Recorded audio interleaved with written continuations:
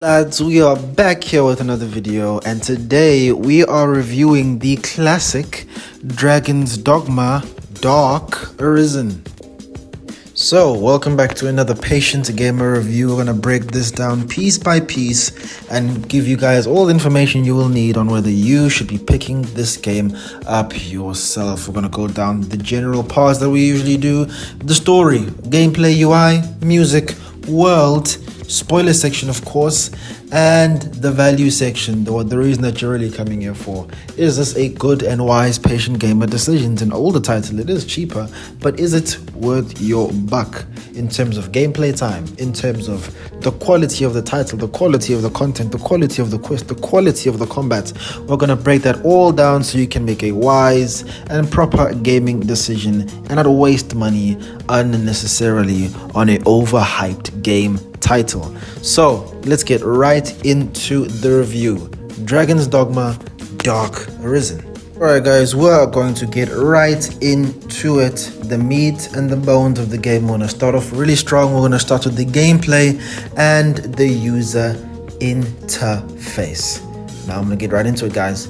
Dragon's Dogma is a difficult game for me to review because there are parts of the game that I really enjoy, but there are a large number of flaws with this title. You know, this game really reminded me why it's so important that I need to make a traversal video on, you know, how you move around in the world, transportation. It's something that's somewhat neglected in these open world games.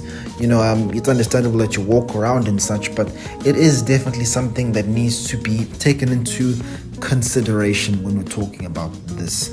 Now, let's consider the gameplay. The gameplay so far is, I'd say, solid. It's nothing crazy good, it's nothing crazy bad.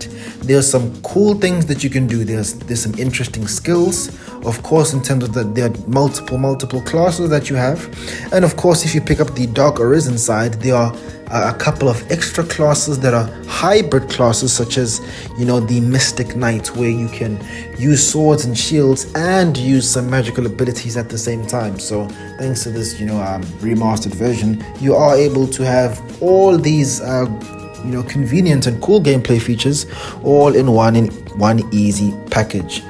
Now, I personally chose to be a Mystic Knight. You know, it's absolutely a shame that you can't use a sword and a magic staff at the same time. The magic shield is disappointing, or more so somewhat dry. It's not necessarily exciting or anything like that. If we're considering the enemy types, they're okay. They're not very different. You'll probably fight all the enemy types in the first 3 hours of exploring. They have a decent amount of depth, but none of them will force you to change your playstyle in any drastic way. Now, if you consider the user interface, it's definitely decent enough.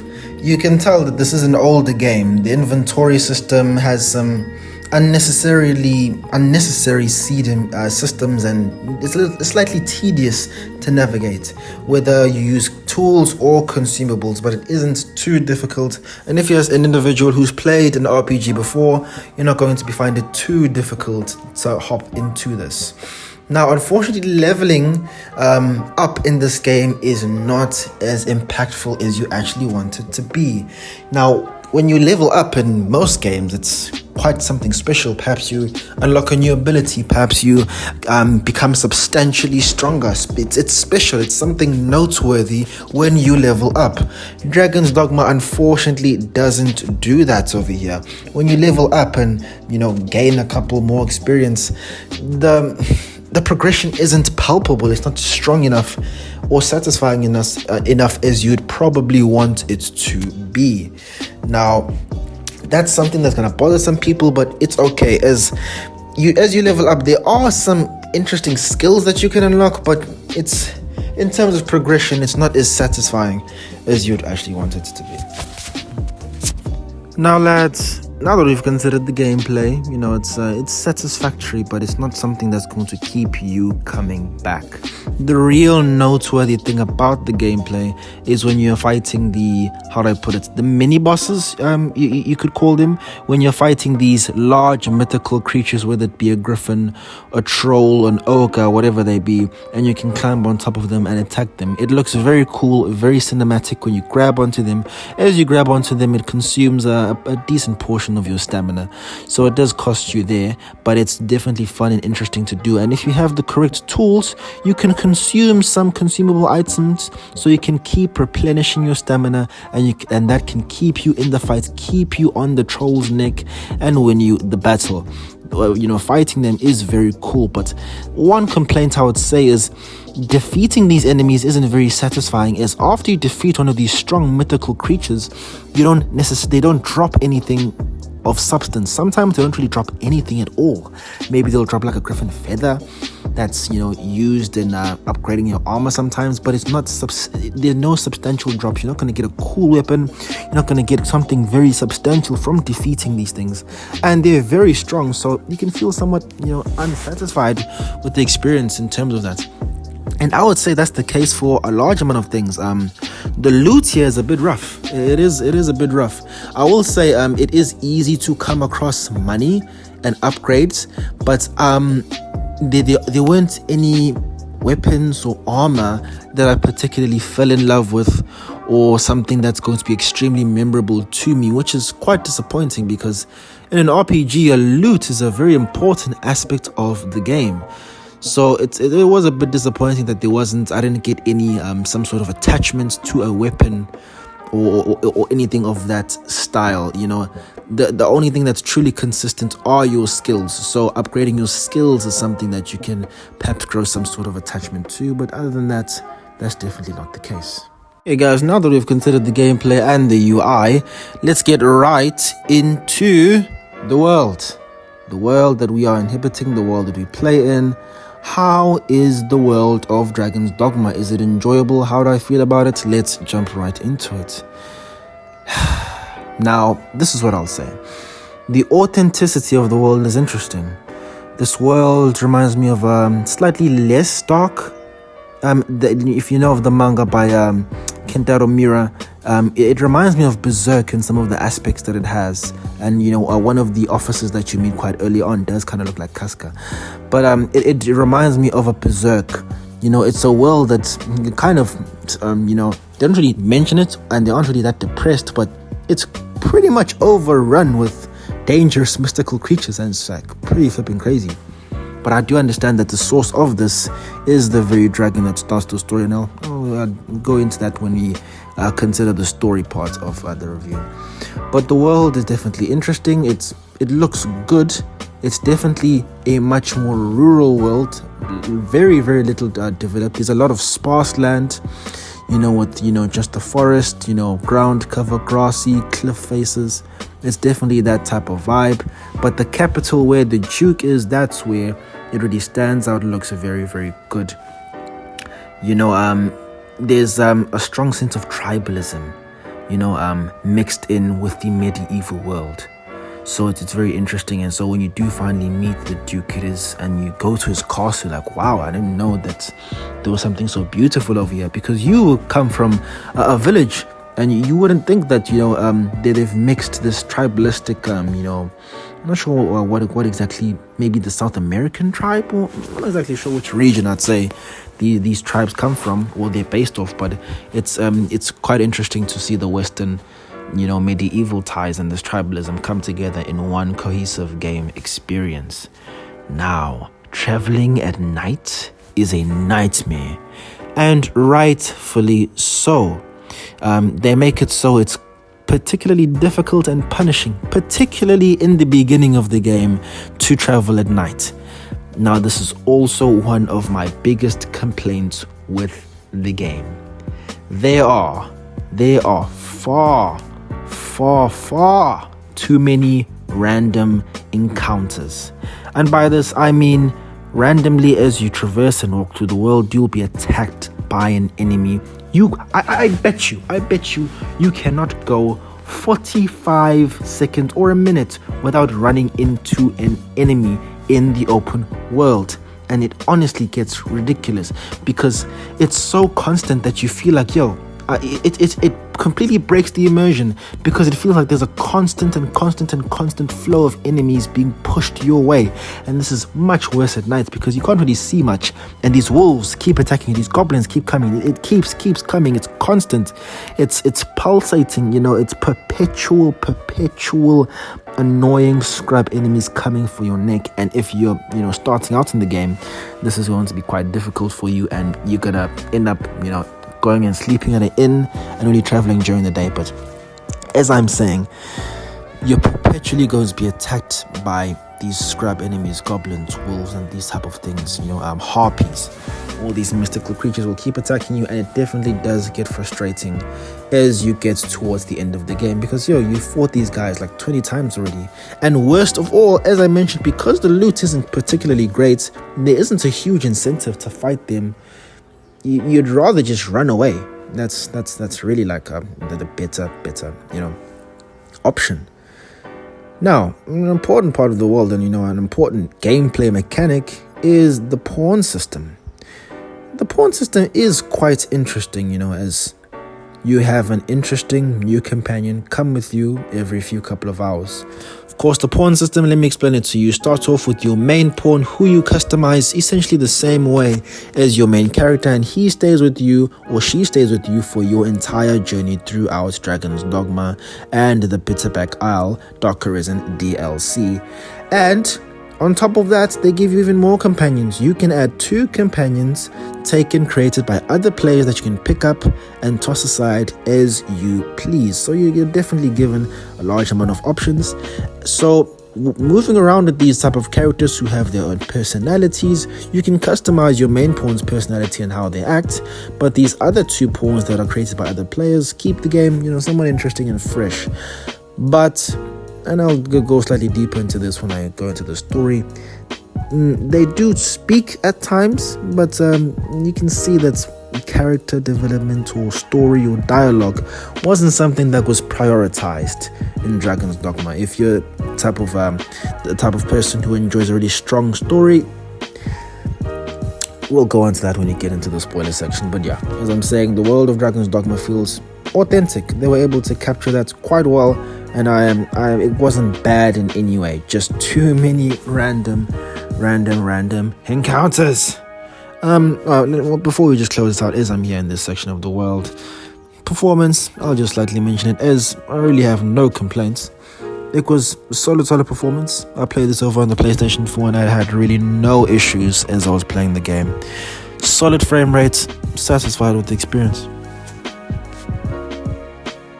Now, let's get into the all-important story section, the story of Dragon's Dogma Dark Arisen. Now, I'll just give you a few information points about the story, and then I'll give you my bare thoughts.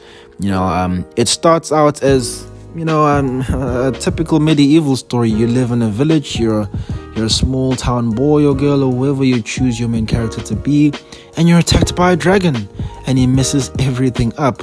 But unlike other games, this one is a bit more personal, as during the attack, as you try to fight back, you of course lose to the dragon because you're extremely weak. The dragon ends up taking your heart, but oh wait, you survive, and you start your journey as the ever-chosen Arisen.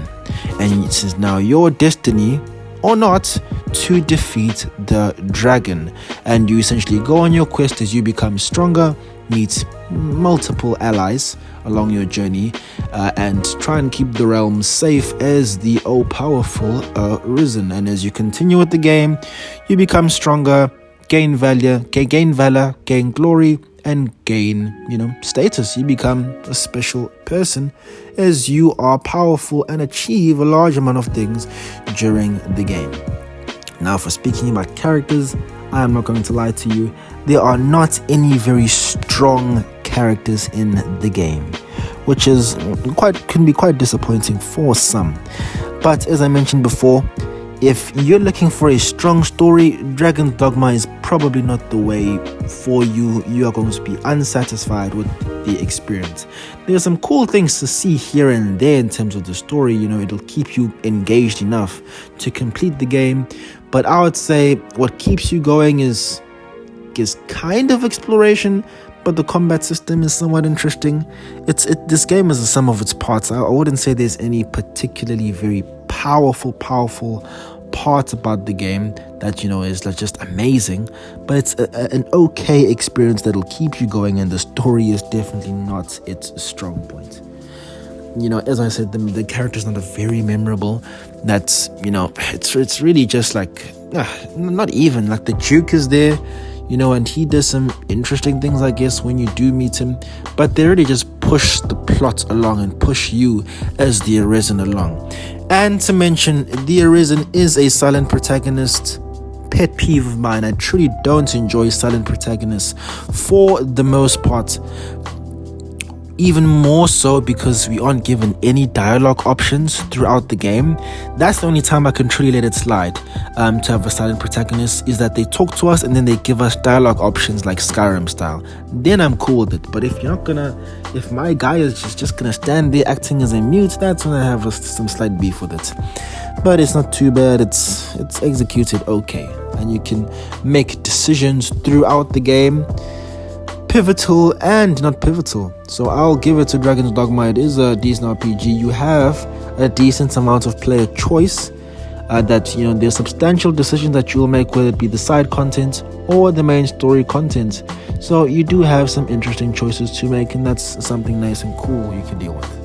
Now let's get over to the all-important value section. The value. Is this game worth your buck? Let's get into it. Now, if you look over on how long to beat, it takes, on average, if you are, an average game over here, about 34 hours if you're doing focusing on the main story. And if you are going to do the main story, some side quests and the included DLC on Bitterback Isle, you can have a solid 54 hours. For me personally, to clock the main story definitely took me a couple of days. It took me about maybe 30 hours to wrap it up, and I did miss a couple of quests along the way, so maybe on my second playthrough I'll come back and come back to them. As I wanted to mention, unfortunately, it would have been nice if the game gave us some notifications. Like, yo, if you do this main quest, you may miss out on some of the side content. You may, because there are times when I was pushing forward in the main quest thinking, okay, not really much side content available to me, and then I go to a certain area and find a new quest that's quite interesting that I really wanted to do, but end up missing out on it. But it is what it is.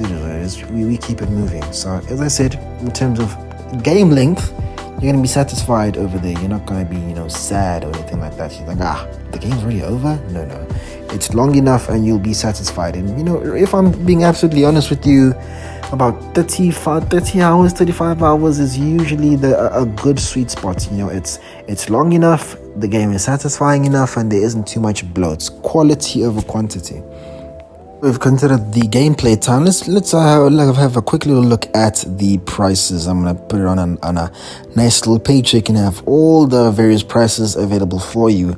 If you pick this up on PS Plus, if you look over here on PS Deals, you can get it for the low price of 63 Rand and 84 cents. Very good and very, very affordable. Now, if we're looking over in the US, over on PS Deals, you can get it for the low price of $4.79. Steal. For the amount of playtime that you're going to get, and it's a solid experience. You will be satisfied with the game. It brings something different to the table. It's an odd game, but you will be satisfied to a point if you're just chilling, not really looking for anything serious. You don't have high expectations. If I'm going to say anything about this game, I would definitely say if there's the AAA games, the God of Wars, the Spider-Mans, these super high budget, high quality games, I would definitely say this is a AA game. Just a tier below the other video games that you have out there, not a top of the line game, just a tier below. And it's okay to have games like that aren't top of the line, but are interesting enough and have some sort of authenticity and cool vision and story that they want to tell. So guys, now if you head on over to PC as well, I will find over here onto GG Games. You can get it for a cheap via the key shops for $3.22 and via the official store for $4.13. So wherever you go, guys, it's a holder title. Wherever you go, you can definitely get it for a low price and you'll be heavily satisfied over there. Now guys, let's get into the overall rating. Let's consider this entire game as a whole. The gameplay, the world, the story, all of these aspects together. How does this weigh up against other titles that you have available to your disposal? If I'm being absolutely honest with you guys, I'm going to give it to you straight. I'm going to give this game a 6 out of 10. I understand that this is not a bad rating. I would say it's slightly above average, because of course 5 is average, 6 slightly above average. It just misses out on that 7, which makes it a good game, but it's above average. There really are parts of it that make it quite average, but there are unique things about the game that I can't exactly explain over here that kept me going. I wanted to keep playing the game. I was engaged. It was cool to play. It was different. It was definitely a different. There's no fast travel. There isn't things like that. So but you do eventually unlock fast travel, but it definitely requires you a lot of effort.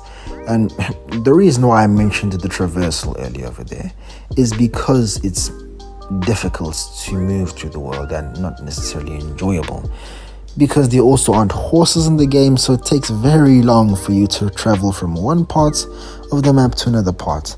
So that definitely became frustrating and tedious.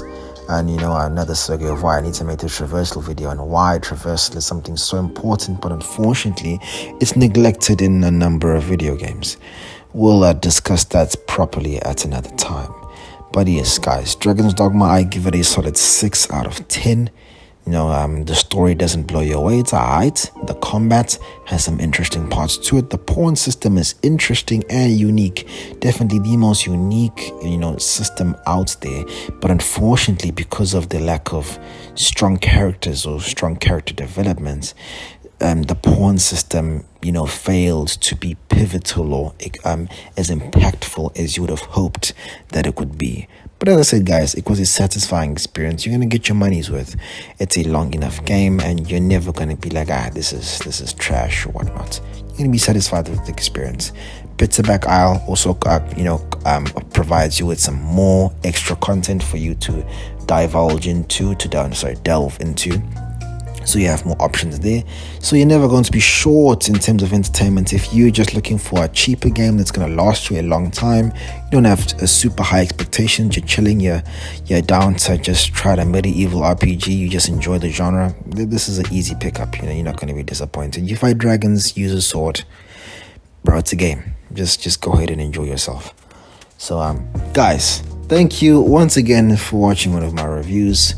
Patient gamer.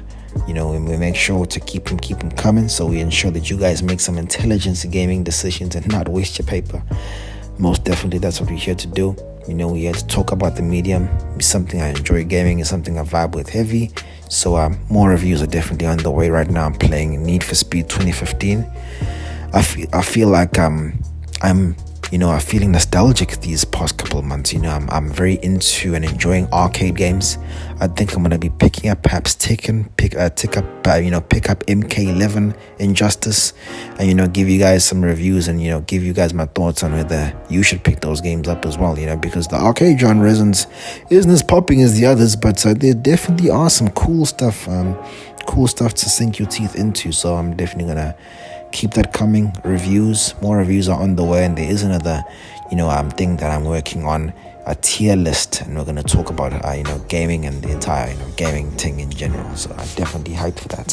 So hey guys, appreciate you. Like, comment and subscribe. Keep it coming back. More on the way. Explicit Sage out.